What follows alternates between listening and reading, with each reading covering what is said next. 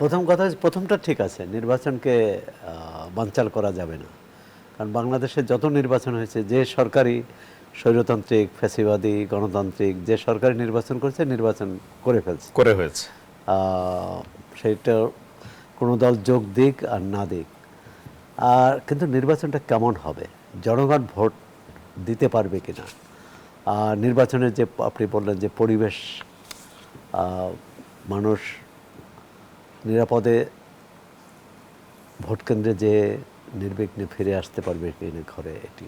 আজকেও একজন প্রার্থী যিনি বিএনপির নমিনেশন পেয়েছিলেন, তিনি নারায়ণগঞ্জ 5, তিনি প্রার্থিতা মানে নির্বাচন করবেন না বলে ঘোষণা দিয়েছেন। এটা হয়তো নিরাপত্তার অজুহাত দিয়ে উনি বলেছেন যে নিরাপত্তার জনিত কারণে তিনি করবেন না, উনি নিরাপদ বোধ করছেন না।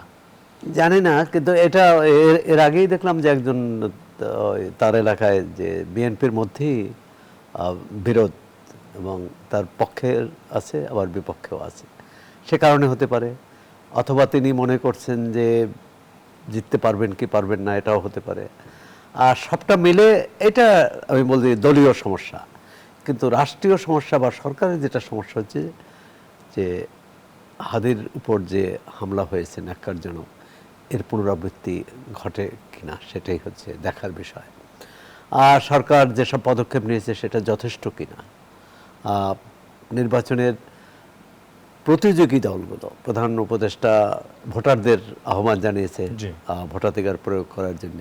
প্রতিযোগী দলগুলোর মধ্যে সম্পর্ক শত্রু ভাবাপন্ন না করতে বলেছেন। শত্রু ভাবাপন্ন হলে এবং একে অপরকে ঘায়েল করতে চেষ্টা করলে, একে অপরের বিরুদ্ধে কাদা ছড়াছড়ি করলে, বিদ্বেষ ছড়ালে, এবং রাজনীতির যে শিষ্টাচার সেটা যদি লঙ্ঘন করা হয়, সে তার বাইরে চলে গেলে একটা পরিস্থিতি উত্তপ্ত হবে। উত্তপ্ত পরিস্থিতিতে তৃতীয় পক্ষও কিন্তু সুযোগ নিতে পারে।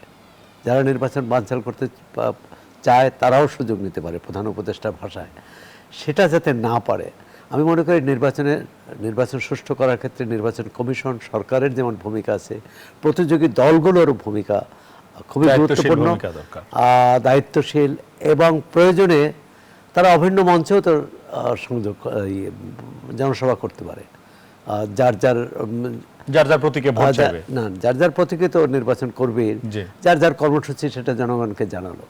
আর এত আধুনিক তথ্য প্রযুক্তির যুগে এত জনসভা করতে হবে, জনসভা মিছিল আর সমাবেশকে কেন্দ্র করেই কিন্তু সংঘর্ষ হয় বেশি। সেটা যাতে এড়ানো যায়, কম করা যায়, একেবারে তো বাদ দেওয়া যাবে না। নির্বাচন কমিশনও অনেকগুলো বিধিনিষেধ জারি করেছে।